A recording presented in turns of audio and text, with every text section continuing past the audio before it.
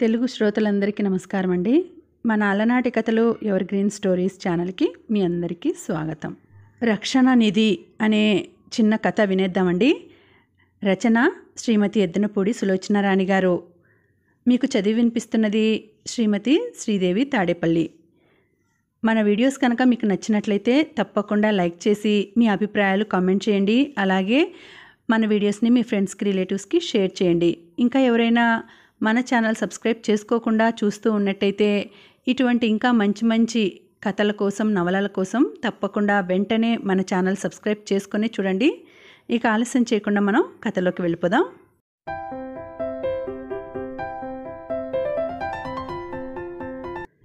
ప్రియమైన తాతయ్యకి, నేనిక్కడ ఇప్పటి వరకు కులాసాగానే ఉన్నాను.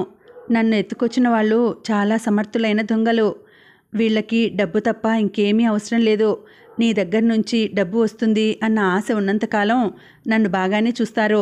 డబ్బు రాదని తెలిస్తే నన్ను ఎలా శిక్షిస్తారో ఊహించాలంటే కూడా భయంగా ఉంది. నేనెక్కడున్నానో నాకు తెలియదు. ఇదొక పెద్ద గది. ఈ గదిలో గోడకి ఒక పెద్ద కన్నం లాంటిది ఉంది. అందులో నుంచే నాకు కావలసిన గాలి, వెలుతురు వస్తుంది. నేను ఈ రూపంలో ఇంకా ఎన్నాళ్ళుండాలో? భయంతో నా ప్రాణం బిగుసుకుపోతోంది. నా ఈ ఉత్తరం నీకు చేరగానే వెంటనే 2000 రూపాయలు care of post master post box 28కి అందించవలెను. డబ్బు అందగానే నన్ను మన ఇంటికి సురక్షితంగా చేరుస్తామంటున్నారు. నువ్వు ఏమాత్రం ఆలస్యం చేసినా, సందేహించినా నేను కొత్త చిక్కుల్ని ఎదుర్కోవాల్సి వస్తుంది. కాబట్టి దయయుంచి వెంటనే డబ్బు పంపవలెను. ఎప్పుడెప్పుడు నిన్ను చూస్తానా అని ప్రాణం చిక్కబట్టుకొని ఎదురు చూస్తున్నా. నీ మనవరాలు రాధా. అయిందా? నా ఎదురుగుండా కుర్చీలో సిగరెట్ కాలుస్తూ కూర్చున్న అన్నయ్య అడిగాడు. అయింది. కానీ ఇలా ఆ ముసలాయన్ని ఏడిపించినందువల్ల నీకేమొస్తుంది? ఆయనకి బుద్ధి, నాకు డబ్బు రెండూ వస్తాయి. నేనిచ్చిన కాగితంలోకి చూస్తూ అన్నాడు. ఏమో బాబు, నాకు నమ్మకం లేదు అన్నాను సందేహంగా. చూస్తూ ఉండు. అహింసా ప్రయోగంతో ఆయన నుంచి డబ్బు రాబట్టడానికి ఇది నా ఆఖరి ప్రయత్నం. ఇది కూడా కాకపోతే హింస ప్రయోగించాల్సి వస్తుంది. నీ మొహం, తాతయ్య మీద ఈగ వాల్నిస్తానా నేను అన్నాను. అన్నయ్య నవ్వాడు. మరి ఆయన మీద నీకున్న అభిమానంలో 1000వ వంతైనా నీ మీద ఉంటే ఆయనకి మనం అడిగిన డబ్బు పంపిస్తాడు. ఒకవేళ పంపించడనుకో, నువ్వంత అపాయంలో ఉన్న డబ్బు అంటి పెట్టుకుని కూర్చున్నాడంటే అలాంటి మనిషికి ఎలాంటి అనుభవం జరిగినా నువ్వు విచారించవలసిన అవసరం లేదు. నేను రాసిచ్చిన ఉత్తరం కవర్లో పెడుతూ అన్నాడు. ఏమో బాబు, డబ్బు ఇచ్చినా ఇవ్వకపోయినా నాకు తాతయ్య మీద అభిమానం ఆవగింజ కూడా మారదు. డబ్బు ఇవ్వడే అనుకుందాం, ఏం చేస్తావు అన్నాను. ఎందుకైనా మంచిది వాని ఆలోచన తెలుసుకుని ఉండడం శ్రేయస్కరం అనుకుని. ఏం చేస్తానా? తాతయ్యని షూట్ చేసేసి ఆ డబ్బంతా రక్షణ నిధికి ఇచ్చి నేను జైలుకు పోతా. మా గొప్ప పని చేస్తావు అన్నాను నవ్వుతూ. చూస్తూ ఉండు అన్నాడు గర్వంగా. తాతయ్య మీద వాడికంత కోపం ఉండడం సహజమే. ఏం చెయ్యాలి? తాతయ్యకి డబ్బంటే ప్రాణం, అన్నయ్యకి దేశం అంటే ప్రాణం. రక్షణ నిధికి ఒక 10,000 ఇవ్వమంటాడు అన్నయ్య. 10,000? నా కంఠంలో ప్రాణం ఉండగా 10 పదులు కూడా ఇవ్వను. ఇదేం నాకు తాత ముత్తాతలు సంపాదించి పడేసిపోయిన ఆస్తి కాదు, కష్టార్జితం రా, కష్టార్జితం అంటాడు తాతయ్య. కష్టార్జితం? సిగ్గులేదా తాతయ్య ఆ మాట అనటానికి నీకు? ఇంట్లో కూర్చొని కాలు కదపకుండా డబ్బు వడ్డీలకిచ్చి పాపం వాళ్ళు ఆ వడ్డీలకి తట్టుకోలేక చివరికి అసలు తీర్చలేకపోతే వాళ్ళ ఆస్తులు వేలం వేయించి సంపాదించిన ముదనష్టం కదూ ఇదంతా అన్నయ్య అనేవాడు. అవునరా, ముదనష్టమే. ఆ ముదనష్టం రక్షణ నిధికి ఇస్తే అచ్చిరాదు, పో అని అరిచేవాడు తాతయ్య. తన మాటలు తనకే ఎదురు తిరగటంతో అన్నయ్య మండిపడేవాడు. ముదనష్టం అంట, ముదనష్టం. దాన్ని నువ్వు సంపాదించరాదు, చూద్దాం. తాతయ్య అన్నయ్య అక్కడి నుంచి వెళ్ళిపోయిన అరగంట వరకు గింజుకుంటూనే ఉండేవాడు. చిన్నప్పటి నుంచి వీళ్ళిద్దరి మధ్య పచ్చగడ్డి వేస్తే బగ్గుమనడం అలవాటే. ఒకళ్ళు తూర్పు, ఒకళ్ళు పడమర. వాళ్ళిద్దరినీ పెనవేసుకుని ఉన్న నా జీవితం చాలాసార్లు కఠినమైన పరీక్షల్ని ఎదుర్కోవాల్సి వచ్చింది. చిన్నప్పుడే అమ్మా నాన్న పోయారు. మా తరపున వాళ్ళెవరైనా మా బాధ్యత తీసుకుంటారేమో, ఈ బరువు వదిలించుకోవచ్చు అని మా తాతయ్య మహా చూశాడు. కానీ వీలు పడలేదు. పసితనం నుంచి మమ్మల్ని అదుపులో పెట్టాలని ఆయన తాపత్రయపడేవాడు. అన్నయ్య అప్పుడే ఎదురు తిరిగేవాడు. అన్నయ్యకి చిన్నప్పటి నుంచి ఐస్ క్రీమ్ అంటే చాలా ఇష్టం. తాతయ్యని డబ్బులు అడిగేవాడు. వద్దు, జలుబు చేస్తుంది, మరమరాలు తిను అనేవాడు తాతయ్య. నీలాంటి ముసలాళ్ళకి జలుబు చేస్తుంది, మాకేం చెయ్యదు, తే పావలా అనేవాడు వీడు. దొంగబడవా, నాకు జబ్బు చేయాలని కోరుకుంటున్నావా? తాతయ్య ప్రక్కనే ఉన్న వెండి పొన్నుకర్ర ఎత్తేవాడు. అన్నయ్య చేతిలో ఉన్నదేదో ఆయన ముఖం మీదకి విసిరేసేవాడు. దాంతో ఇద్దరూ కలబడేవారు. ఎంతైనా తాతయ్య పెద్దవాడు కాబట్టి చివరికి ఆయనే గెలిచేవాడనుకోండి. కానీ ఈ కాస్తలోకే చిన్నవాడైనా తనెంత బలమైన శత్రువో చూపించడానికి అన్నయ్య తనని కొరికి నానా హంగామా చేసేవాడు. తాతయ్య అన్నయ్యని చెవిపట్టి లాక్కెళ్ళి గదిలోకి తోసి తలుపులు మూసి గడియ బిగించి వంట మనిషి నాయర్తో, ఈ విధవకి నేను చెప్పే వరకు అన్నం పెట్టకు అనేవాడు ఆయాసంతో ఒగరుస్తూ. గదిలో బందీ అయిపోయిన అన్నయ్య తలుపు గుద్దుతూ అచ్చు తాతయ్య గొంతులా పెట్టి, తలుపు తీయరా దొంగబడవా, లేకపోతే చంపేస్తా, ఈ గదిలో ఉరేసుకొని చచ్చిపోయి దయ్యమై రాత్రికి నీ గుండెల మీద కూర్చుని నీ మీసాలు పీకుతా అని కేకలు పెట్టేవాడు. నాకు ఒకవైపు తాతయ్య అన్నయ్యని గదిలో పెట్టి గడియ వేశాడని ఆయన మీద విపరీతమైన కోపం వచ్చేది. మళ్ళీ అప్పుడే మరో ప్రక్క అలా చిన్న పెద్ద చూడకుండా అన్నయ్య తాతయ్యని తిడుతుంటే బాధగా కూడా అనిపించేది. చివరకు రాను రాను ఇద్దరూ బద్ధ శత్రువుల మధ్యవర్తిలా ఎప్పుడూ ప్రవర్తించడంతో ఇంట్లో ఎప్పుడూ ఇదే గొడవ అవటంతో నాకు వయసుకు మించిన గాంభీర్యం, ఆరిందాలా తీర్పుదిద్దటం వచ్చేసినాయి. ఒకసారి అంటే 7-8 సంవత్సరాల క్రితం, అప్పటికి నాకు 10-12 సంవత్సరాలుంటాయి.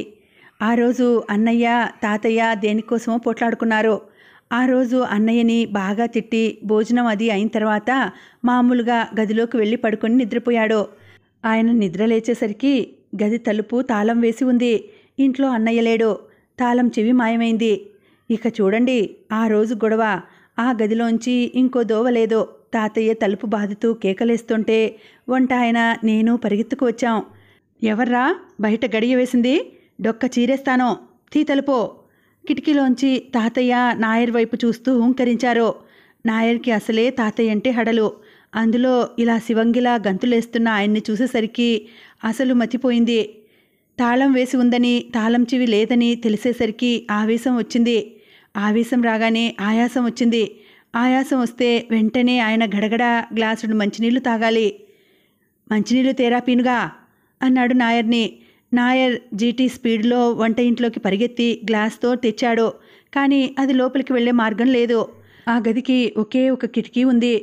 అది కూడా పాతకాలం చువ్వలున్న కిటికీ. మా ఇంట్లో ఉన్నవి కూడా 4 కంచు గ్లాసులు. ఎంత ప్రయత్నం చేసినా మంచినీళ్ల గ్లాసు లోపలికి దూరలేదు. తాతయ్య విపరీతంగా ఆయాసపడిపోతున్నాడు. జీవితంలో ఒకే ఒక్కసారి నాయరు మొద్దుబుర్ర చురుకుగా పనిచేసింది. ఒకేసారి స్వంత అభిప్రాయాన్ని ధైర్యంగా అమలుపరిచాడు. పరిగెత్తికెళ్ళి గుణపం లాంటిది తెచ్చి తాళం బద్దలు కొట్టాడు. తాళం చాలా గట్టిది, ఓ పట్టాన ఊడలేదు. దాన్ని వధించేసరికి నాయర్కి చెమటలు పట్టాయి. ఎలాగైతేనేం చివరికి తలుపులు తెరుచుకున్నాయి. అప్పటికి తాతయ్యకి ప్రాణం పోయినంత పనైంది. నాయర్ మంచినీళ్లు తీసుకెళ్ళి ఇవ్వగానే గడగడా తాగేసి వెంటనే తాతయ్య చేసిన మొదటి పని ఏమిటో తెలుసా? నాయర్ జుట్టుపట్టి వంగదీసి వీపు మీద బలంగా 2 గుద్దులు గుద్ది ఆదవడా ఈదవడా వాయించాడు. పాపం నాయర్ కిక్కురుమనలేదు. ఏడి ఆ కోతి విధవా, ఇంటికి రాని, ఈరోజు రక్తం కళ్ళ చూస్తాను అంటూ తాతయ్య వెండి పన్ను ఉన్న చేతికర్ర పట్టుకుని హూంకరిస్తూ హాల్లో అటూ ఇటూ తిరుగుతూ రెంకలు వేయసాగాడు. భగవంతుడా, ఎలాగైనా ఈ రాత్రికి మా అన్నయ్యని ఇంటికి రానివ్వకుండా చెయ్యి తండ్రి. మనసులోనే ప్రార్థిస్తూ ఓ మూల పిల్లిలా కూర్చున్నాను. కాస్త శబ్దం వినిపిస్తే చాలు తాతయ్య అంటూ ముందుకెళ్ళేవాడు. నా ప్రాణం ఎగిరిపోయినట్టయ్యేది. కానీ దేవుళ్ళు నా మొర ఆలకించారు. అన్నయ్య ఆ రాత్రి ఇంటికి రాలేదు. ఎంతో అదటుగా బిగబట్టుకుని కూర్చోవడం వల్ల నాకు నీరసం వచ్చేసింది. అన్నయ్య ఆ రాత్రే కాదు, ఆ మర్నాడు 3వ రోజు కూడా రాలేదు. తాతయ్య కోపం తగ్గిపోయింది. తాతయ్యకి ఆదుర్దా పట్టుకుంది. నేనైతే ఏడుపే లంకించుకున్నాను. తాతయ్యకి కూడా కంగారేసింది కాబోలు. నా చెయ్యి పట్టుకుని, మా విధవ వచ్చాడా, మా త్రాష్టుడు కనిపించాడా అంటూ ఇల్లిల్లు తిరిగాడు. ఎవరూ తెలియదన్నారు. చివరికి ఆ రోజు సాయంత్రం రైల్వే స్టేషన్లో బట్టలు మాసిపోయి ఎర్రబడిన కళ్ళతో, మొహం పీక్కుపోయి సలసలా కాగుతున్న ఒళ్ళుతో, 104 డిగ్రీల జ్వరంతో చలికి వణుకుతూ అన్నయ్య కనిపించాడు. నేను వాడిని చూడగానే అమాంతం వెళ్ళి కావులించుకుని బావురుమన్నాను.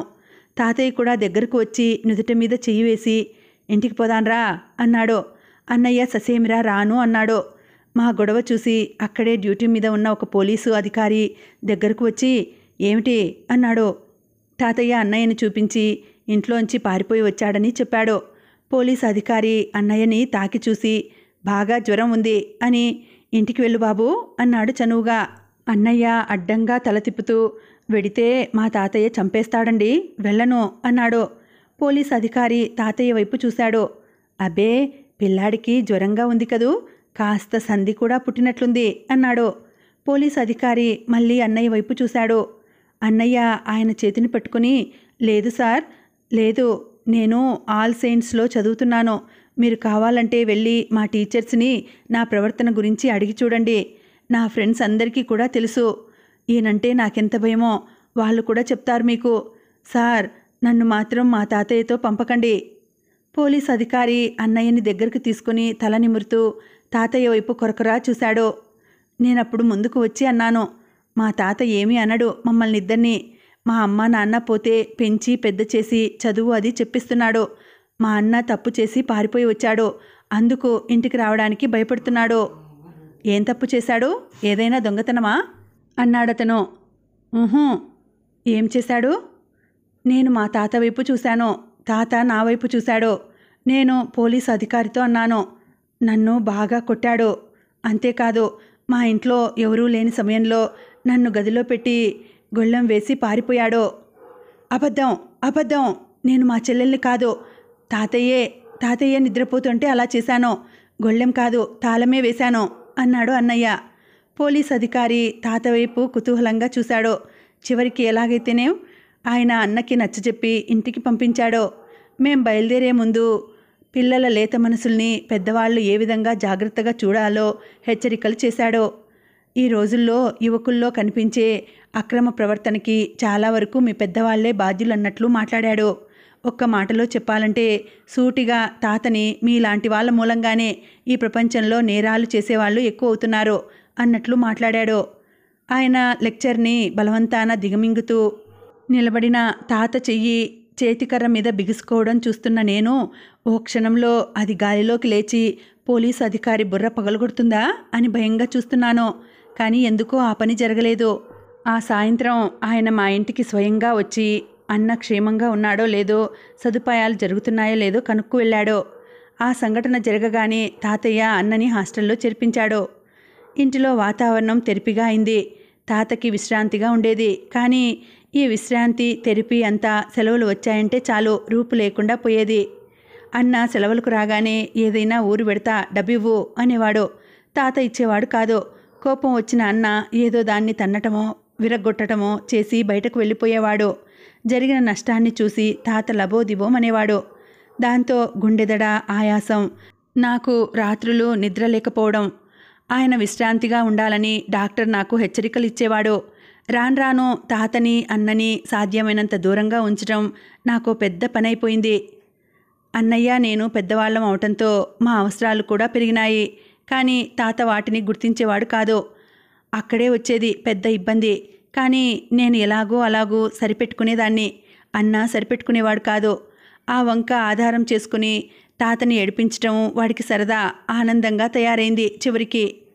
ఈ మధ్య ఈ పాకిస్తాన్ దురాక్రమణతో అందరి హృదయాల్లో దేశభక్తి చైతన్యం అవంతిలా ఉప్పొంగింది. అన్నయ్య కూడా అందులో తల మునకలుగా మునిగిపోయాడు. నాకు కూడా చాలా సంతోషం అనిపించింది. తెలివితేటలు, యుక్తి ఉన్నవాళ్ళకి జీవితంలో ఒక ధ్యేయం, ఒక గమ్యం చాలా అవసరం. అది లేకపోతే ఆలోచనలన్నీ వక్రమార్గాన పడి పతనం వైపు లాగుతాయి. అన్నయ్య నాయకత్వంతో కాలేజీ తరపు నుంచి చాలా కష్టపడి నిధి పోగు చేశారు. 10,000 తక్కువగా 2 లక్షలు వసూలైంది. అన్నయ్య ఏమైనా సరే ఆ మొత్తం తాతయ్య వద్ద నుంచి రాబట్టాలని నిశ్చయించుకున్నాడు. స్టూడెంట్స్ అందరితో కలిసి వచ్చి అడిగాడు. వాళ్ళు తాతయ్యని కూర్చోబెట్టి ఇంద్రుడవని, చంద్రుడవని, దానకర్ణుడవని గంటసేపు పొగిడారు. అంతా విన్న తర్వాత తాతయ్య జేబులోంచి పర్సు తీసి 10 రూపాయలు 2 సార్లు లెక్కబెట్టి వాళ్ళకిచ్చాడు. వచ్చిన వాళ్ళ ముఖాలు మాడిపోయినాయి. అన్నయ్య ముఖం ఎర్రబడింది. ఏం ఘర్షణ జరుగుతుందో అని అక్కడే కూర్చున్నాను. ఇది మా కాఫీలకా సార్ అన్నాడు ఒకతను వెక్కిరింతగా. అబ్బా, అనవసరంగా గంట కాకా పట్టాం. గొంతులన్నీ ఎండిపోయినాయి. ఇంకో అమ్మాయి మూతి విరిచి మొహం తిప్పేసుకుంటూ అంది. అందరూ లేచి వెళ్ళిపోయారు. బయటకెళ్ళగానే వాళ్ళు తాతని గురించి ఎలా అనుకుంటారో నాకు క్షుణ్ణంగా తెలుసు. ఆ సాయంత్రం ఇంటికి రాగానే అన్న సరాసరి తాత గదిలోకి వెళ్ళాడు. నేను కూడా వెంటే వెళ్ళా. అన్న అంటున్నాడు, తాత, నువ్వు మధ్యాహ్నం మర్యాదగా ఏ 100 200 ఇచ్చినట్టయితే పోయేది. ఇవ్వకుండా వాళ్ళందరిలో నన్ను అవమానం చేసేశావుగా. దానికి ఫలితంగా 10,000 అది నీ నుంచి రాబట్టదలుచుకున్నాను. 10,000? గుడ్లు పెద్దవి చేసి చూసి ఆ వెంటనే పొట్ట ఊగిపోయి ఒళ్ళంతా అదిరిపోయేలా నవ్వాడు తాత. ఆయనంత బిగ్గరగా విరగబడి నవ్వడం నేనెన్నడూ చూడలేదు. అన్న కోపంగా చూశాడు. 10,000 మీ అమ్మకి మీ తాత ముల్లె కట్టి ఇచ్చి పంపిందేనా అని మళ్ళీ నవ్వాడు. అమ్మ పేద కుటుంబంలోంచి వచ్చిందని, నాన్న అమ్మ కావాలని కానీ కట్నం లేకుండా చేసుకున్నాడని, దానికి తగిన శిక్ష ఆవిడ కాపురానికి వచ్చిన 2 సంవత్సరాల్లోనే అనుభవించిందని తెలిసిన వాళ్ళు మాకు చాలామంది చెప్పారు. అమ్మ మాట ఎత్తగానే అన్న మండిపడ్డాడు. తాత చాలాసార్లు అన్నని అమ్మ పోలిక అంటూ దెప్పి పొడిచేవాడు. నేను అచ్చం మా నాన్నలా మెత్తని స్వభావమట. అన్న అమ్మలా చాకులాంటి మనిషట. అందుకే అన్నని దూరంగా ఉంచి నన్ను దగ్గరకు తీసుకోవడం జరిగిందేమో అనుకుంటాను అప్పుడప్పుడు. తాత, మాటలు అనవసరం. నువ్వేం డబ్బు ఇవ్వద్దు. నా ఆస్తి నాకు పంచివ్వు అన్నాడు అన్న. ఆస్తి నీకా? తాత మళ్ళీ ఉప్పెన్లా నవ్వాడు. అన్న దవడ దగ్గర ఎముకలు కదలడం చూశాను. ఆయన నవ్వు అయిపోయే వరకు శాంతంగా కూర్చున్నాడు. ఆస్తి ఆస్తి నీ తాత నాకేం సంపాదించి ఇచ్చిపోలేదు. నా స్వార్జితం ఇది, స్వార్జితం. తాత గుండెలు కొట్టుకుంటూ చూపించాడు.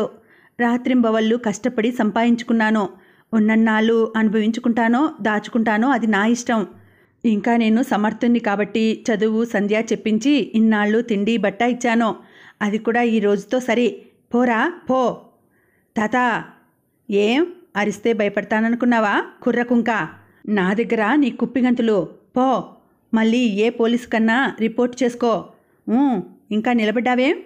తాత ధోరణి చూస్తే దిక్కున్న చోటును చెప్పుకోమన్నట్లుంది. అన్న ఎద్దు మొద్దు అన్న భరిస్తాడు గాని కుంక బడవ అంటే మాత్రం అగ్గి మీద గుగ్గిలం అవుతాడు. నేను వచ్చి అడ్డుపడే లోపలే తాత మీదికి ఉరికాడు. ఇద్దరూ కలబడ్డారు. తాత చేతికర్ర ఎత్తాడు. అది తీసుకొని అన్నను కొట్టబోతే గురి తప్పింది. దాంతో ఆయన నేల మీద బోర్లా పడ్డాడు. పడ్డవాడు వెంటనే లేవలేదు. అప్పటికే నేను అన్నని బలవంతంగానే వీపు పట్టి గదిలోంచి బయటికి తోసి తలుపులు వేసేశాను. క్రింద పడిన తాత కదిలాడు కానీ లేవలేదు. దగ్గరగా వెళ్ళి చూస్తే, అమ్మడు, నడుం విరిగిపోయిందమ్మా అని కేక పెట్టాడు. నిజంగా భయం వేసింది. తాతని నాయర్ సాయంతో ఎలాగో మంచం మీద పడుకోబెట్టి డాక్టర్కి కబురు చేశాను. ఆయన వచ్చి దెబ్బ తగల్లేదని, నొప్పి పట్టిందని, 4-5 రోజుల్లో తగ్గిపోతుందని చెప్పాడు. అన్న ఆయన క్లినిక్కి వెళ్ళి మందు తెచ్చాడు. తాతకి ఆ రాత్రి జ్వరం వచ్చింది. అన్న హఠాత్తుగా మారిపోయాడు. వాడంతట వాడు వెళ్ళి తాత మంచం ప్రక్కన నిలబడి కన్నీళ్లతో, తాత క్షమించు అంటుంటే నా చెవుల్ని నేనే నమ్మలేకపోయాను. తాత, ఈ దెబ్బ నా వల్ల తగిలింది. నువ్వు మందు అశ్రద్ధ చేయకుండా పుచ్చుకో. డబ్బు కోసం చూడకు. నేనెక్కడైనా కూలి చేసి అయినా సరే నా కష్టంతో సంపాదించి నేనే ఇచ్చి ప్రాయశ్చిత్తం చేసుకుంటాను. తాత, కాళ్ళు పట్టనా? దగ్గరగా వచ్చాడు. తాత పెద్దగా మూలుగుతూ నా చెయ్యి గట్టిగా పట్టుకుని, అమ్మో అమ్మడు, వీడేదో పెద్ద ఎత్తులో ఉన్నాడే తల్లి. ఏ అర్ధరాత్రి వేళ నా గొంతు పిసికేస్తాడో. నువ్విక్కడే ఉండవే అమ్మా అన్నాడు. అన్న వెంటనే దూరంగా వెళ్ళి గుమ్మం దగ్గరగా నిలబడి, తాత, నీకలాంటి అనుమానం ఉంటే నేను నీ ఛాయలకు కూడా రాను. ఇక నుంచి నీ పర్మిషన్ లేందే ఈ గదిలోకి కూడా అడుగు పెట్టను. నన్ను నమ్మో అని గదిలోంచి వెళ్ళిపోయాడు. వీడు నిజంగానే రాడంటావా? నా వంక తాత అనుమానంగా చూశాడు. నువ్వు ప్రశాంతంగా పడుకొని విశ్రాంతి తీసుకో తాత. నీకు దెబ్బ తగిలేసరికి భయం వేసినట్లుంది. నిజంగానే మారినట్టు కనిపిస్తున్నాడు అన్నయ్య అన్నాను. తాత నొప్పి మేము అనుకున్నంతగా తగ్గలేదు. 4 రోజులు అనుకున్నది వారమైనది. వారం వల్ల 2 వారాలు పట్టింది. 4 రోజులు గడవగానే అన్న ఒక నర్సును తీసుకొచ్చాడు. వాడు ఆ రోజు అన్నట్లుగానే తాతయ్య పర్మిషన్ లేందే గదిలో అడుగు పెట్టడం లేదు. పైనుంచి చెప్పినట్లుగానే మందులు, బత్తాయిలు, గ్లూకోజ్ అన్నీ తనే తెస్తున్నాడు.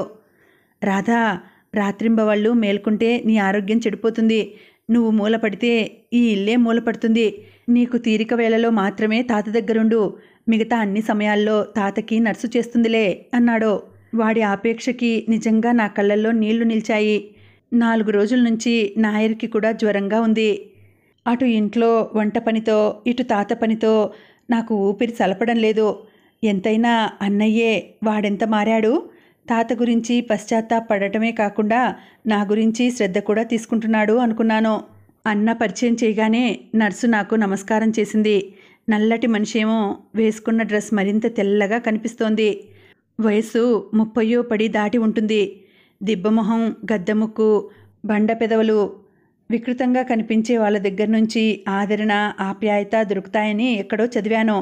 నాకు బుద్ధి తెలిసిన తర్వాత మొట్టమొదటిసారిగా ఇంట్లో మరో మనిషి, మరో ఆడమనిషి మసులుతోంది అన్నమాట. తీసుకెళ్ళి తాతకి చూపించాను. మొదట ఆయన అనుమానంగా చూశాడు. వద్దన్నాడు.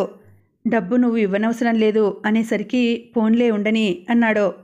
నర్సు వచ్చిన తర్వాత నాకు కాస్త విశ్రాంతి దొరికింది. తాత ప్రక్క గదిలోనే పడుకునేదాన్ని. అవతల గదిలోంచి తాత నర్సమ్మా అని పిలుస్తుండేవాడు. నర్సమ్మా?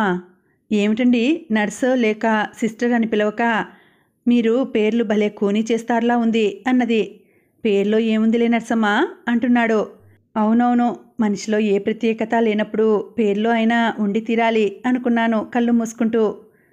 మా అబ్బాయి నీకు జీతం ఎంత ఇస్తానన్నాడు? అసలు నీకు వాడికి పరిచయం ఎన్నాళ్ళ నుంచి? నీకు పెళ్ళయిందా? కాలేదా? ఎందుకని? ఇలా లోకాభిరామాయణంగా కబుర్లు చెబుతుండేవాడు తాత. నాకు కాస్త నిశ్చింతగానే అనిపించసాగింది. ఆ రోజు రాత్రి నేను వంట ఇంట్లో పని ముగించి తలుపులు వేసి గాలి కోసం అలా దొడ్లోకి వెళ్ళాను. దొడ్లోంచి మాటలు వినిపించాయి. గబుక్కున ఆగిపోయాను. అన్న కంఠం తగ్గించి రహస్యంగా అడుగుతున్నాడు. ఏమైనా దారికి వస్తున్నాడా? ఏం దారికయ్యా బాబు, ముసలిగటం చాలా గడుసుపిండంలా ఉంది. దూరంగా ఉండి చాకరీ ఎంతైనా చేయనిస్తాడు గాని దగ్గరగా రానే రానివ్వడు. ఏమో బాబు, నాకు నమ్మకం లేదు. నర్స్, ప్లీజ్, నువ్వు నిజంగా తలుచుకుంటే పని కాకుండా పోదు. నీ మీద ఎంతో ఆశ పెట్టుకున్నాను అని అన్న బ్రతిమలాడుతున్నాడు. నాకు తెలుసు, నిన్ను నిరాశపరచడం నాకు ఇష్టం లేదు. కానీ అసలది నూనెలో ఉన్న ఒత్తైతే గదా అగ్గిపుల్ల గీస్తే అంటుకోవడానికి. Nurse, please. ఎంత ఆలోచించినా వాళ్ళ సంభాషణకి అర్థమేమిటో నాకు అంతుపట్టలేదు. కానీ ఒకటి మాత్రం తెలిసింది. అన్న పశ్చాత్తాపం నిజం కాదని, ఇదంతా దేనికోసమో నాటకం అని. కాకపోతే నా పిచ్చిగాని సూర్యుడెక్కడన్నా పడమర ఉదయిస్తాడా? అదే రాత్రి నాకు నిద్ర పట్టినట్టుగా ఉంది. దాదాపు అర్ధరాత్రి అయి ఉంటుంది. ఉన్నట్లుండి తాత గదిలోంచి అయ్యో నాయనో, అమ్మడు, అబ్బాయ్, గోపి అంటూ అరుపులు వినిపించాయి. నేను ఒక్క ఉదుటితో మంచం మీద నుంచి ఉరికి తాత గదిలోకి పరిగెత్తాను. గదిలో లైట్లు లేవు. నా ఒళ్ళు జల్లుమంది. లైటు వేసే లోపలే గుండెలు వణికిపోయినాయి. ఏ భయంకరమైన దృశ్యం చూడబోతున్నానో అని కంపించిపోయాను. తీరా లైటు వేస్తే తాత మంచం మీద తలవేపు ఉన్న పెద్ద తలగడ మీదికి ఎక్కి పిల్లిలా ముడుచుకొని కూర్చుని ఉన్నాడు. ఆయన మంచానికి గోడకి మధ్యగా నర్సు తప్పు చేసిన దానిలా నిలబడి ఉంది. నాకేమీ అర్థం కాలేదు. తాత చిన్నపిల్లాడిలా చెయ్యి జాస్తూ, అమలు వచ్చావా? నా తల్లే, ముందు కోతిమొహం దాన్ని బయటికి గెంటు అన్నాడు. నేను ఏం జరిగింది అన్నట్టు నర్సును చూశాను. నర్స్ నా వైపు తీక్షణంగా, తాత వైపు ఓ గొంగళి పురుగును చూసినట్టు చూసి గదిలోంచి చర్చరా బయటికి వెళ్ళిపోయింది. ఏం జరిగింది తాత అన్నాను. ఏం జరిగిందా? ఏం చెప్పనే తల్లి, దాని మొహం మండ, దాని బుద్ధి కాలిపోను. నేనింకా గోపిగాడికి గాలం వేస్తోందేమో అనుకున్నా. నాకే వేసింది. దీపాలన్నీ తీసేసి కర్ర దాచేసి తలపట్టమంటారా అంటూ దగ్గరగా వచ్చి తాత హఠాత్తుగా సిగ్గుపడిపోయాడు. నేను ఉబికి వస్తున్న నవ్వుని దాచుకోవడానికి చాలా శ్రమపడాల్సి వచ్చింది. మరునాడు అన్నని కూర్చోపెట్టి పాపం తాత అమాయకంగా నర్సమ్మ దుర్బుద్ధి గురించి చెప్తుంటే జాలేసింది. ఆ రాత్రి దొడ్లో వాళ్ళిద్దరి సంభాషణ వినకపోతే నేను కూడా ఇందులో అన్నకేం తెలియదని, అంతా నర్సుదే పాడుబుద్ధి అని నమ్మేదాన్ని. పాపం నర్సు గుర్తొస్తే జాలేసింది. తాతగారి గదిలోంచి యువతలకు రాగానే అన్న మీద విరుచుకుపడ్డాను. నీకు బుద్ధి ఉందా లేదా? ఏమిటి? ఏం తెలియని అమాయకుడిలా అడిగాడు. ఒళ్ళు మండిపోయింది నాకు. చాలే నీ నాటకం, నేనంతా విన్నాను అన్నాను. అన్న అర్థమైన వాడిలా ఊహూ అంటూ నోటితో విచిత్రంగా ఈల వేశాడు. సిగ్గులేదురా నీకు? పెద్ద ఆయన అనైనా చూడకుండా. నాకేం తెలుసు, ఎక్కడైనా కాస్త రొమాన్స్ ఏడ్చిందేమో అనుకున్నాం. ప్యాంటు జేబుల్లో చేతులు పెట్టుకుని కొంటెగా నవ్వి పెదవి విరుస్తూ కాదు అన్నాడు. వీడు మా అన్న అని చెప్పుకోవడానికి కూడా సిగ్గుపడాలి నేను అనిపించింది నాకు ఆ క్షణంలో. నరసమ్మతో పోట్లాడడంతో తాత నడుము నొప్పి అనుకోకుండా పోయింది. శుభ్రంగా లేచి తిరగడం మొదలుపెట్టాడు. 4-5 రోజుల తర్వాత ఓ రోజు అర్ధరాత్రి వీధి తలుపు ఎవరో టకటకా బాదారు. నేను లేచి వస్తుండగా తాతగారు వెళ్ళి తలుపు తీశాడు. ఎదురుగుండా పోలీసులు నిలబడి ఉన్నారు. మా ఇద్దరికీ అర్థం కాలేదు. ఏం కావాలి మీకు?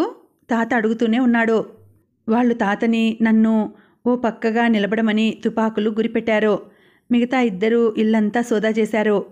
అనుకోని ఈ అఘాయిత్యానికి తాత నేను తెల్లబోయి మొహమొహాలు చూసుకున్నాం. 2 పోలీసులు వెళ్ళి ఇల్లంతా గాలించి పారేశారు. చివరికి 2 తిరిగి వస్తూ ఏం దొరకలేదు సార్ అన్నారు. అదిగో ఉన్నట్లుండి ఒక పోలీస్ చూపించాడు. అందరూ అటు తిరిగారు. వాళ్ళల్లో ఒకతను సూటిగా పిస్టల్ గురిపెట్టాడు. కాంపౌండ్ గేట్ తెరుచుకుని నాయరు వస్తున్నాడు. మా నాయరుకి ఒక వింత అలవాటుంది. అప్పుడప్పుడు కళ్ళు మూసుకొని వస్తాడు. ఎక్కడన్నా పడిపోవా అంటే ఎందుకు పడిపోతాను, బాగా అభ్యాసం చేసుకున్నాను, కళ్ళు మూసుకొని మైళ్ళ దూరం నడవమన్నా నడుస్తా అంటాడు. ఇందాక పడుకోబోయే ముందు అమ్మాయి గారు పనంతా అయిపోయింది, రాజేశ్వరిలో నామా ఒరిపిన్ను అనే సినిమా వచ్చింది, చూస్తాను అంటే డబ్బిచ్చి వెళ్ళి రమ్మనమని పంపాను. మా ఇంటికి థియేటర్కి అట్టే దూరం లేదు. సినిమా అయిపోయింది కాబోలు నెత్తిమీద ఉత్తరీయం అడ్డంగా వేలాడేసుకుని కళ్ళు మూసుకొని నడుస్తూ వస్తున్నాడు. గేటు తీశాడు. మేమంతా ఊపిరి బిగబట్టి చూస్తున్నాం. వాడు కళ్ళు మూసుకొని ఎందుకు నడుస్తున్నాడో వాళ్ళకి అర్థం కాలేదేమో. పోలీసులు కూడా విచిత్రంగా చూస్తున్నారు. నాయర్ అలవాటు ప్రకారం అడ్డదో వైపు వెళ్ళబోతున్నాడు. ఏయ్ ఆగో, పోలీసు అధికారి గద్దించాడు. హఠాత్తుగా అన్న ఆయన మాటకి ఏమరపాటుగా ఉన్న నేను కూడా ఉలిక్కిపడ్డాను. నాయర్ చటుక్కున కళ్ళు తెరిచి చూశాడు. కళ్ళెదుట చూస్తున్నదేమిటో బహుశా వాడికి వెంటనే అర్థమై ఉండదు. కాసేపు నా వంక తాత వంక వాళ్ళవైపు మార్చి మార్చి చూశాడు. కనురెప్పలు టకటకా కొట్టుకున్నాయి. ఆ వెంటనే అమ్మ బాబోయ్ అంటూ పోలీస్ ఆఫీసర్ ముందు బోర్లా పడిపోయాడు. వాడు పడగానే అంత క్రితం ఇల్లు వెతికిన పోలీసులిద్దరూ గబగబా వచ్చి జేబులు వెతికారు. ఒక బీడీ కట్ట, 2 అణాల చిల్లర, సగం చించిన సినిమా టికెట్ తప్ప ఇంకేం దొరకలేదు. పోలీసులు మొహాలు చూసుకున్నారు. తాత ధైర్యం తెచ్చుకుని అసలు సంగతి ఏమిటో చెప్పమని అడిగాడు. సమాధానంగా పోలీస్ ఆఫీసర్ జేబులోంచి ఒక ఉత్తరం తీసి చూపించాడు. ఎవరో ఆకాశ్ రామన్న వ్రాసిన ఉత్తరం అది.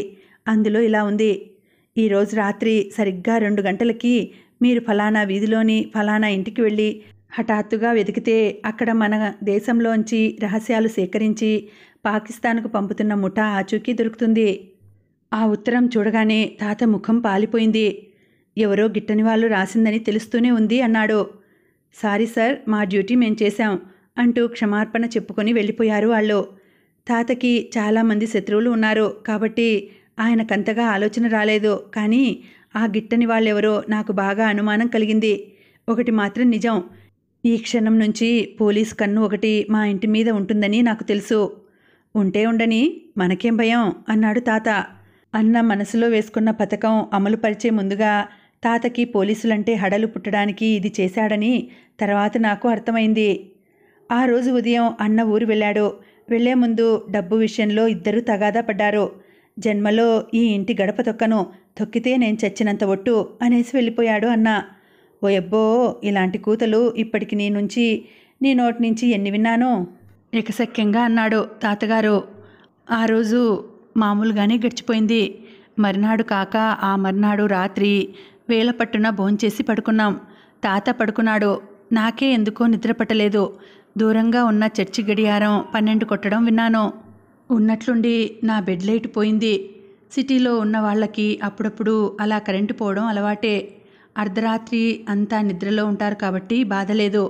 నేను బలవంతంగా నిద్రకి ఉపక్రమించే ప్రయత్నంలో కళ్ళు మూసుకున్నాను. ఎక్కడో ఎవరో నడిచినట్లు అడుగుల చప్పుడు వినిపించింది. వెన్నెముక మీద భయం లాంటిది జరజరా ప్రాకింది. అడుగులు మళ్ళీ వినిపించి ఆగిపోయినాయి. లేచి కూర్చుని ధైర్యం తెచ్చిపెట్టుకుని ఎవరు నాయరా అన్నాను. పలకలేదు. అడుగుల చప్పుడు దగ్గరగా వినిపించింది. నేను భయంతో కెవ్వుమంటూ తాతా అని అరిచాను. అమ్మా అన్నాడు. ఏమిటే తల్లి, నిద్రలో కలవరిస్తున్నావా? తాతయ్య, దొంగ నా వాక్యం పూర్తి కానేలేదు. ఎవరిదో చెయ్యి వచ్చి నా నోరు గట్టిగా మూసేసింది. నేను చెయ్యి విడిపించుకోవడానికి పెనుగులాడుతున్నాను. ఆ ఏమిటది? అమ్మడు మాట్లాడవేం? నేను వస్తున్నా, లైట్లేవి. తాత తలుపు తీసిన చప్పుడు వినిపించింది. ఈ లోపలే జేబురుమాల్ లాంటి దాంతో నా నోరు కట్టేశాడు. నన్ను పట్టుకున్న దొంగ చాలా బలిష్ఠుల్లా ఉన్నాడు. ఒక చేత్తోనే నా 2 చేతులు కదలకుండా పట్టుకొని వాటిని కూడా గట్టిగా కట్టేశాడు. వెంటనే నన్ను ఎత్తి భుజం మీద వేసుకున్నాడు. నేనెంత పెనుగులాడినా లాభం లేకపోయింది. అలా నన్ను భుజం మీద వేసుకునే హాల్లోంచి బయటికి వచ్చాడు. హాల్లో నాకు కనిపించిన దృశ్యం చూడగానే నా ప్రాణం పోయినంత పనైంది. తాతని పెడరెక్కలు విడిచి కుర్చీ కట్టేస్తున్నాడు ఇంకో దొంగ. భయంతో నిలువున గజగజ వణికిపోతున్న నాయర్ కూడా చేతులు కట్టేయబడి అక్కడే ఉన్నాడు. వాళ్ళిద్దరూ చూస్తుండగానే నన్ను వాళ్ళు ఎత్తుకొచ్చారు. నన్ను ఎత్తుకొచ్చిన అతను ఇక నా భారం మోయలేనట్లు ఇంటి వెనుక ఉన్న పచ్చగడ్డి మీద తెచ్చి పడేశాడు. చంద్రుడు అప్పుడప్పుడే పైకి వస్తున్నాడు. గుడ్డి వెన్నెల పరుచుకున్న ప్రపంచం అంతా మసకగా చీకటి చీకటిగా ఉంది. నేను అతన్ని కాళ్లతో తన్నటానికి సిద్ధమయ్యాను. అతను ఆయాసంతో అలసటగా, నీకు పుణ్యం ఉంటుంది, నన్ను తన్నకు, ఇప్పటికే నీ గోళ్ళు నా బుగ్గల్ని ఘాట్లు పెట్టాయి. నేనెవరో కాదు, మీ అన్న స్నేహితుడు ప్రసాదుని. ఇదంతా మీ అన్న ప్లాను. నువ్వింత బరువుంటావని కానీ ఇంత గొడవ ఉంటుందని కానీ తెలిస్తే చచ్చినా వచ్చేవాడిని కాదు అన్నాడు గబగబా. నాకు క్షణం సేపు నోట్లోంచి మాట రాలేదు. ప్రసాద్ నా కట్లు విప్పేశాడు. చేతులు కాళ్ళు స్వాధీనంలో ఉన్నాయో లేవోనని విదిలించి చూసుకున్నాను. ఇంతలో బ్యాటరీ లైట్ వేసి వెతికి చూస్తూ అన్న అక్కడికి రానే వచ్చాడు. మా ఇద్దరినీ చూడగానే లైట్ తీసి, ఇదేమిట్రా ఇక్కడికి తీసుకొచ్చావు అన్నాడు విసుగ్గా. ఆగరా బాబు, నయం ఇక్కడికైనా తీసుకురాగలిగాను అన్నాడు ఆయాసం తీర్చుకుంటూ ప్రసాదు. ఏమిటిదంతా అన్నాను అన్నని కఠినంగా చూస్తూ. చీకటిగా ఉండడం వల్ల వాడికి నా ముఖంలో కోపం కనిపించి ఉండదని నాకు తెలుసు. తాత దగ్గర నుంచి డబ్బు లాగటానికి మరో ప్రయత్నం అని కాస్త ఆగి ఆఖరి ప్రయత్నం కూడాను అన్నాడు. ఏడ్చినట్లుంది, నేను వెళ్ళి తాతకి చెప్పేస్తా అన్నాను లేవబోతూ. అన్న నన్ను వారించలేదు. నిదానంగా అన్నాడు, చెప్పు, అభ్యంతరం లేదు, కానీ చెప్పిన అరగంటకు నా శవాన్ని చూస్తావు. బెదిరిస్తున్నావా? నేనెందుకు చెప్తున్నానో అర్థం చేసుకో. ఏమిటో అది చెప్పు. ఇక్కడ కాదు, ముందు పదా, ఇక్కడి నుంచి త్వరగా వెళ్ళాలి. నేను కావాలని నాయర్ చేతులు లూజ్గా ముడేశాను. ఏ క్షణంలోనైనా తాత కట్లు విప్పేయొచ్చు. ఆయన వస్తే అంతా తలక్రిందులవుతుంది. పద పద పద, ఇందులో ఎవరికి ఎలాంటి ప్రమాదం లేదు. నా ఈ ఒక్క మాట వినవు? వింటావులే, నాకు తెలుసు, నా బంగారం కదూ, మా రాధ ఎంత మంచిదని. అన్న ఓ చెంప బ్రతిమాలుతూనే మరో చెయ్యి పట్టి లేవదీసి బయటికి నడిపించాడు. బయట ప్రసాద్ది స్కూటర్ ఉంది. అన్న సైకిల్ కూడా ఉంది. మీ ఇద్దరూ నా స్కూటర్ మీద వెళ్ళండి, నేను వెనక సైకిల్ మీద వస్తాను. ప్రసాద్ తన గది తాళం చెవులు తనే అన్నకిచ్చాడు. అన్న నేను ఎన్నెన్నో సందులు గొంతులు తిరిగి చివరికి 15 నిమిషాలకి అతని గది చేరుకున్నాం. అన్న నన్ను కూర్చోపెట్టి తను వేసుకున్న ప్లాన్ చెప్పాడు. నా ప్రాణానికి మోసం అని భయపెడితే తాత దగ్గర నుంచి డబ్బు వస్తుందేమోనని వాడికి ఆశ. దొంగలు కాబట్టి ఎక్కువ మొత్తం రాయాలని 20,000 అని వ్రాయించాడు.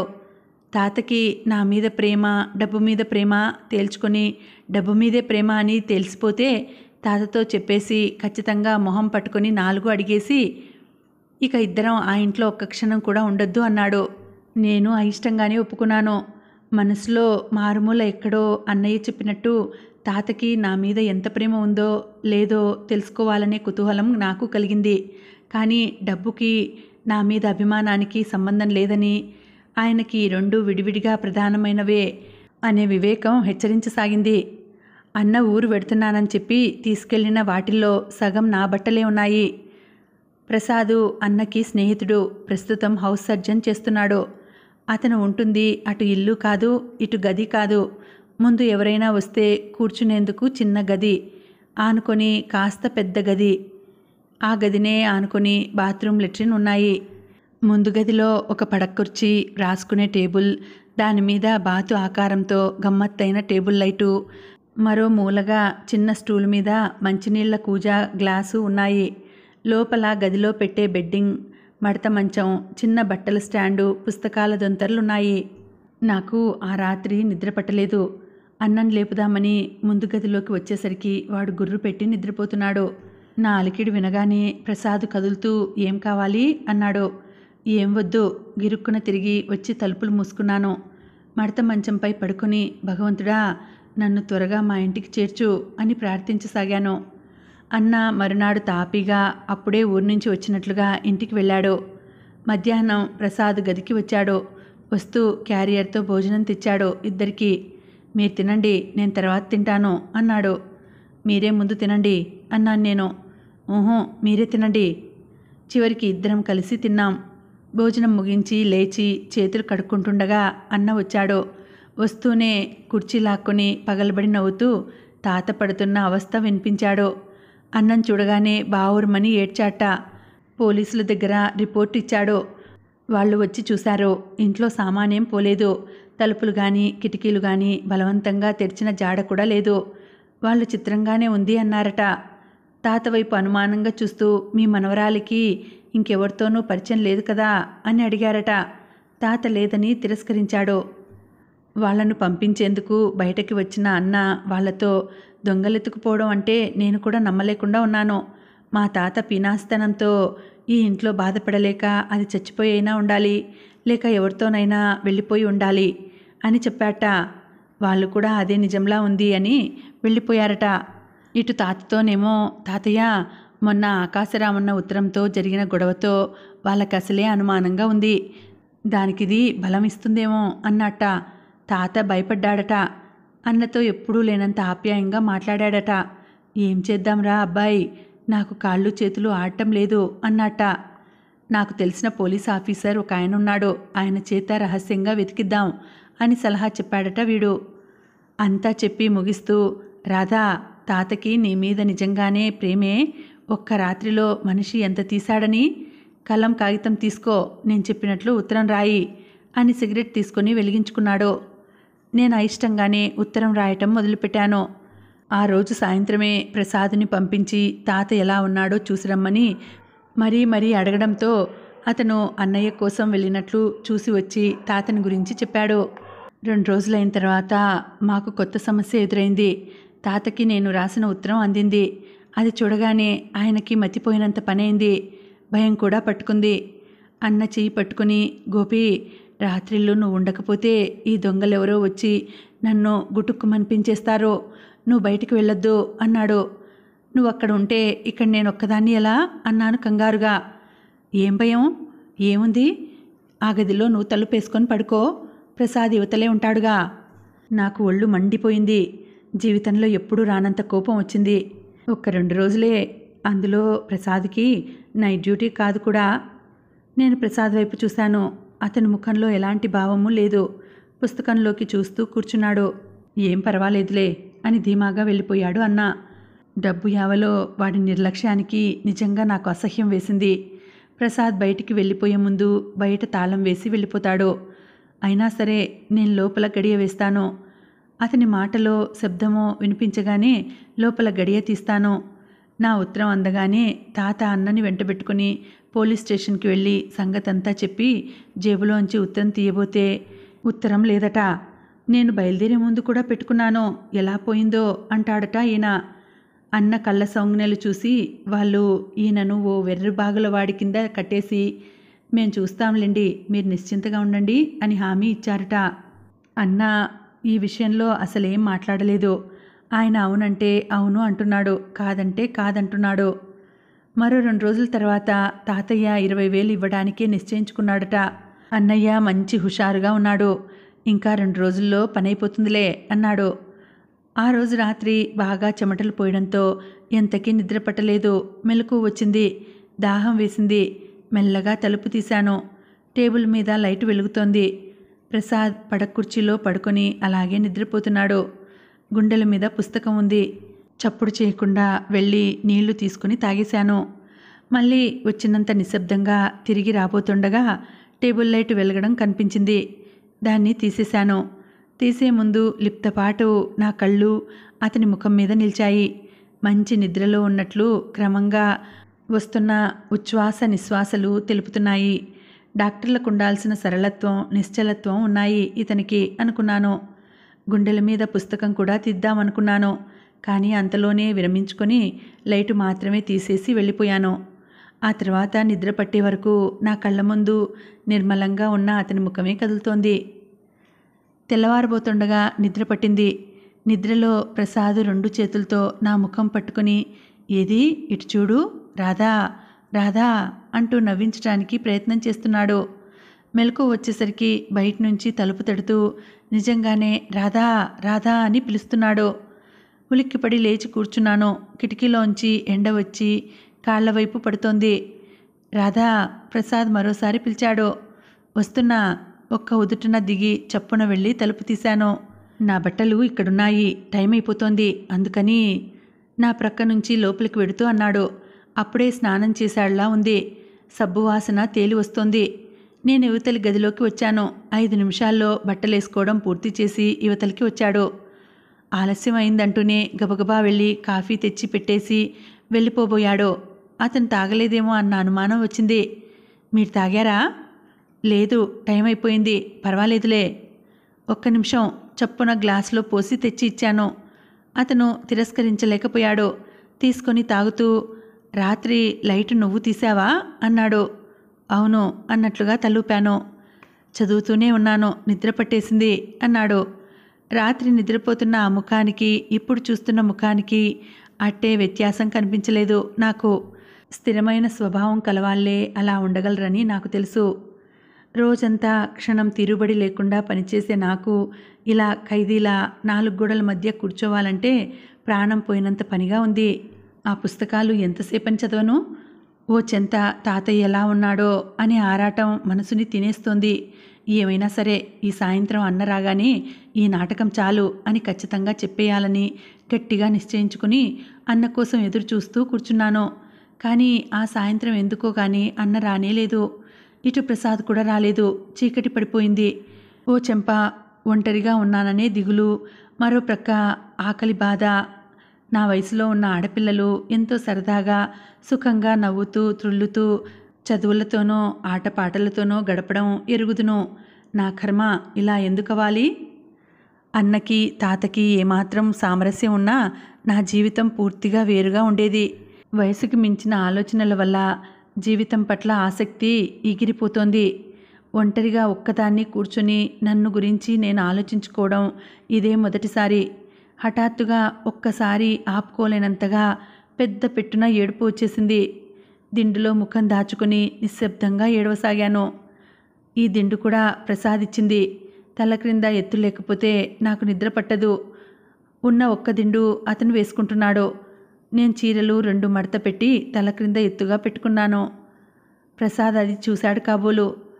ఓసారి నేను బాత్రూంలో స్నానం ముగించుకొని యువతలకు వచ్చేసరికి అతను చీరలు తీసి దిండు వాటి స్థానంలో పెడుతున్నాడు. హఠాత్తుగా నేను రాగానే కొద్దిగా సిగ్గుపడ్డాడు. ఆ పని చాలా చిన్నదే అయినా నా హృదయంలో శాశ్వతంగా నిలిచిపోయింది. అన్నకు కానీ తాతయ్యకు కానీ నేనెంతో చాకిరీ చేస్తాను. వాళ్ళేనాడు నా మీద ఇంత చిన్న ఆసక్తిని కూడా కనిపించిన పాపాన పోలేదు. ఎదుటి వాళ్ళు మన సుఖాల్ని గురించి ఆలోచించటంలో అది మనకెంత హాయిని తృప్తిని కలిగిస్తుందో మొదటిసారిగా తెలిసింది నాకు. ప్రసాద్కి నిజంగా మనస్ఫూర్తిగా కృతజ్ఞతలు చెప్పాలనిపించింది. కానీ అతను నవ్వేస్తాడేమో అనే భయంతో ఆగిపోయాను. రాత్రి పొద్దుపోయిన తర్వాత ప్రసాద్ వచ్చాడు. నేను కళ్ళు తుడుచుకొని ముఖం నీళ్లతో కడిగేసుకుని వచ్చాను. సరే, అతను తలుపు తట్టాడు. గబగబా వెళ్ళి తలుపు తీశాను. ఇదేమిటి, లోపల గడియ వేశారా అన్నాడు ఆశ్చర్యంగా. ఇంత ఆలస్యమైందేం? అన్న ఇవాళ ఎందుకో రానేలేదు అన్నాను. మీ తాతయ్యకి గుండెల్లో నొప్పెట్టిందట, అందుకని రాలేదని చెప్పమని నాకు హాస్పిటల్కి ఫోన్ చేశాడు. చేతిలో స్టెథోస్కోపు కోటు టేబుల్ మీద పడేస్తూ అన్నాడు. అతని ముఖం కూడా అలసటగా ఉంది. తాతయ్యకి నొప్పి వచ్చిందా? అయితే నేను వెంటనే వెళ్ళాలి అన్నాను. నిన్ను తీసుకురమ్మని చెప్పలేదు నాకేం అన్నాడు. వాడు చెప్పినా చెప్పకపోయినా నేను వెళ్ళాలి. గుండెల్లో నొప్పి వస్తే తాతయ్య అసలు మాట కూడా మాట్లాడలేడు. ఆయనకి ఎప్పుడు ఏం చేయాలో నాకు తప్ప ఇంకెవరికీ తెలియదు. నన్ను తీసుకెళ్తే గానీ వీల్లేదని గట్టిగా పట్టుబట్టాను.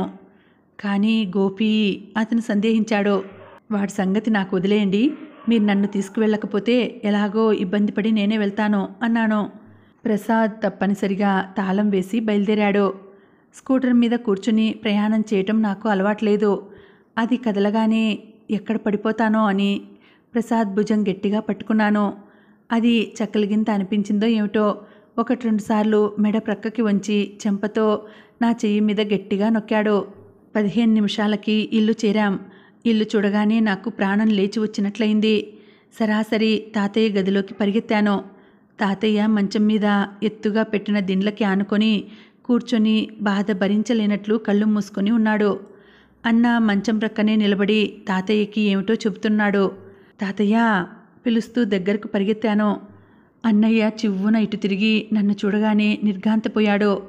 తాతయ్య కళ్ళు దించి క్షణంసేపు కలో నిజమో అర్థం కాని వాడిలా చూశాడు. తాతయ్య నేను అన్నాను. అమ్మడు 2 చేతులు జాచాడు. తాతయ్య ఇదంతా చేసింది అన్న అంటూ జరిగిందంతా క్లుప్తంగా 4 వాక్యాల్లో చెప్పేశాను. వింటుండగానే తాత ముఖం కందగడ్డలా తయారైంది. ఆ నిజంగా? ఏది నా కర్ర? అంత ఆయాసంలో కూడా రొప్పుతూ కర్ర కోసం చేయి చాచాడు. ఆ వెండి పొన్ను కర్ర చూసిన తర్వాత గాని నేను చేసిన పనేమిటో నాకు గుర్తుకు రావడం లేదు. పాలిపోయిన ముఖంతో అన్నవైపు చూశాను. వాడు నా వైపు మింగేసేటట్టు చూసి గదిలోంచి వెళ్ళిపోయాడు. ప్రసాద్ ఆదుర్దాగా వచ్చి తాతయ్య చేతిని తీసుకుని నాడి చూడసాగాడు. ఆ రాత్రి తాతకి పక్షవాతం వచ్చింది. తను వేసుకున్న పథకం అంతా గంగలో కలిసినందుకు నన్నే కాకుండా ప్రసాద్ని కూడా చెడామడా మాటలనేసి అన్న ఇంట్లోంచి వెళ్ళిపోయాడు. ఇంటిలో నేనొక్కదాన్ని. తాత నోట మాట కూడా పోయింది. నా అవస్థ చూడలేక ప్రసాద్ రోజు వచ్చి 2-3 గంటలు కూర్చొని ధైర్యం చెప్పి వెడుతూ ఉండేవాడు. 2 నెలలు గడిచాయి. ఈ 2 నెలల్లో ప్రసాద్ తాతకి బాగా చనువయ్యాడు. ప్రసాద్ ఏం నచ్చ చెప్పాడో ఏమిటో అన్నయ్య 1-2 సార్లు వచ్చి తాతను చూసి వెళ్ళాడు. కానీ నాతో ఒక్క మాట కూడా మాట్లాడలేదు. నాకెంత బాధ అనిపించిందో.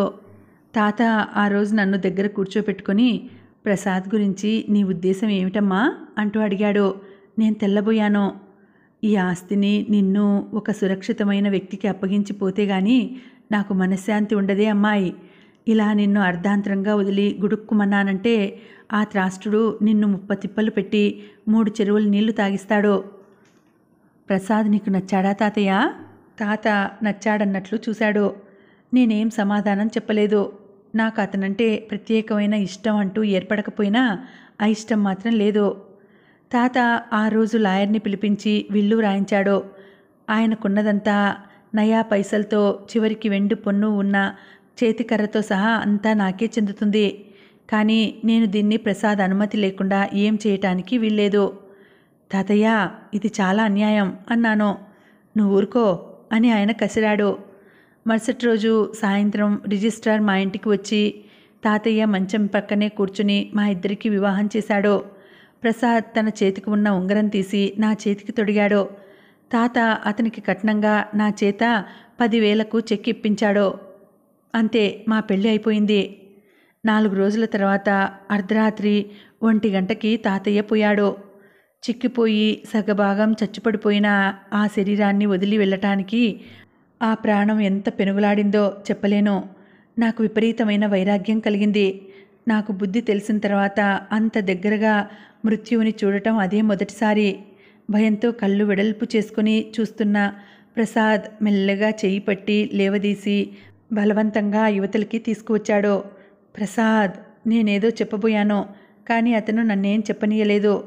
నా చెయ్యి తన 2 చేతుల్లోకి తీసుకుని నా కళ్ళల్లోకి చూస్తూ జీవితం అంటేనే అంత, అందుకే ఇది అశాశ్వతమని మనం మన మనసులో ఓ మూల ఎప్పుడో గుర్తుపెట్టుకుంటే బ్రతుకు మనం ఊహించినంత ఆరాటం కానీ సమస్యలమయంగా కానీ కనిపించదు.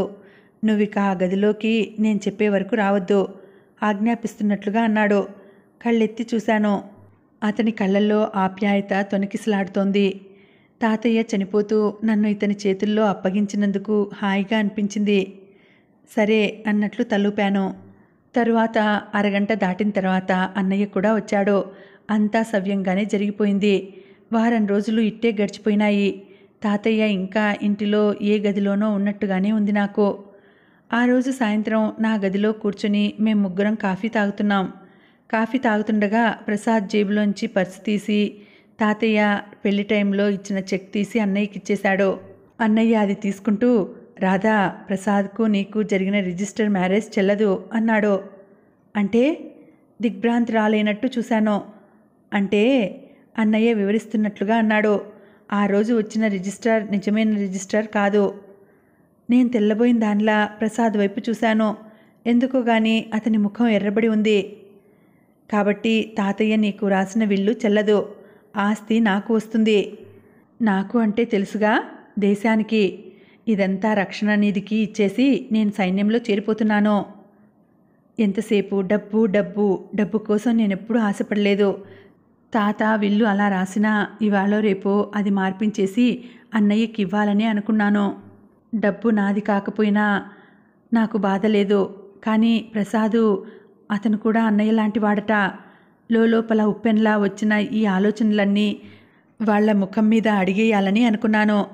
కానీ గొంతుకి ఏదో అడ్డుపడినట్లవడంతో నిశ్శబ్దంగా లేచి గదిలోకి వెళ్ళిపోయాను. డబ్బంతా రక్షణ నిధికి ఇస్తాడట. తను సైన్యంలో చేరిపోతాడట. ప్రసాద్ దారిన ప్రసాద్ పోతాడు. మరి నేను, నా సంగతేమిటి? అన్నయ్యకి ఈ ఆలోచన ఎందుకు రాలేదు? ఎలా వస్తుంది? ఎంతసేపు దేశం దేశం అంటూ దాని గొడవ తప్పితే వాడి సంగతే వాడికి పట్టని మనిషి అయితే తాతయ్య నాకు నా పొట్ట నేను పోసుకుని నా కాళ్ళ మీద నేను నిలబడగలిగేందుకు అర్హత ఇచ్చే కనీసపు చదువైనా చెప్పించలేదు. చెప్పానుగా, ఒకళ్ళకి డబ్బు మీద ప్రీతి, మరొకరికి దేశం అంటే భక్తి. ఈ ఇద్దరి మధ్య నా జీవితం చిన్నాభిన్నం అవడంలో ఆశ్చర్యమేముంది? మనసంతా వ్యాపించిన ఆరాటాన్ని నిగ్రహించుకునే ప్రయత్నంలో ఊరికే చేతివేళ్లు గుంజుకుంటున్న నాకే హఠాత్తుగా నా దృష్టి చేతివేలు మీద పడింది. రిజిస్టర్ అబద్ధం, పెళ్ళి అబద్ధం. అలాంటప్పుడు ఉంగరం పెట్టుకునే అర్హత నాకెక్కడిది? ఇంతలో వెనక నుంచి రాధా అని వినిపించింది. వెనక్కు తిరిగాను. గుమ్మంలో ప్రసాద్ నిలబడి ఉన్నాడు. ఎల్లవేళలా ఆనందంగా నిశ్చలంగా ఉండే అతను ఈ క్షణంతో ఏదో ఆందోళనకి గురి అవుతున్నట్లుగా ముఖంలో తొంగి చూస్తున్న ఆవేదన చెప్తోంది. గుమ్మంలో నిలబడే అన్నాడతను. రాధా, ఒక్క మాట చెప్పి వెళ్ళటానికి వచ్చాను. రిజిస్ట్రారు మాట అబద్ధమని నాకు ముందే తెలిసినా ఆ రోజు మీ తాతయ్య ముందు నీ చేతికి ఆ ఉంగరం నేను మనస్ఫూర్తిగానే పెట్టాను. ఆ రోజే అమ్మకి ఉత్తరం రాశాను కూడా. నిన్ను వెంటనే తీసుకువచ్చి తనకి చూపించమని జవాబు రాసింది. ఇదిగో ఉత్తరం తీసిచ్చాడు. కానీ నేను తీసుకోలేదు. కొద్దిగా ఆగి మళ్ళీ అతనే అన్నాడు, జరిగిందంతా మర్చిపోయి నన్ను స్వీకరించురాదా? లేకపోతే ఎడం చెయ్యి గుండె మీద పెట్టుకుంటూ ఇక్కడ అశాంతి, అసంతృప్తి, స్థిర నివాసం ఏర్పరచుకుని జీవితాంతం నన్ను వేధిస్తాయి అన్నాడు. నేను కళ్ళెత్తి సూటిగా పరీక్షగా అతని వైపు చూశాను. జరిగిన దానికి అతను హడావిడి పడిపోవటం లేదు. ఆర్భాటంగా తను నిర్దోషినని నిరూపించాలని గబగబా మాట్లాడటం లేదు. జరిగిన దానిని ఒప్పుకొని జరగబోయే దానికి మనస్ఫూర్తిగా తనేది కోరుకుంటున్నాడో నిశ్చలముగా నిలబడి తొణుకు బెనుకు లేకుండా చెప్తున్నాడు. అలాంటి నిశ్చలమైన ప్రకృతి గల మగవాడి నీడలో ఆడదాని జీవితం ఒడిదుడుకులు లేకుండా సాగుతుందని నాకు తెలుసు. ఒకవేళ నేను కాదంటే అతనికి మనసులో బాధ ఉంటే ఉండవచ్చు. కానీ అది మాత్రం బయటపడనివ్వడు. నిశ్శబ్దంగా మరో మాట చెప్పకుండా తిరిగి వెళ్ళబోయాడు. నా జవాబు కోసం నిలబడి చూస్తున్నట్లుగా ఉంది అతని ముఖం. ఏం చెప్పాలో తోచలేదు నాకు. ప్రసంగం తప్పించడానికి. కానీ ఇప్పుడు నాకేం లేదు. ఆస్తంతా అన్నయ్యకి వెడుతుంది అన్నాను.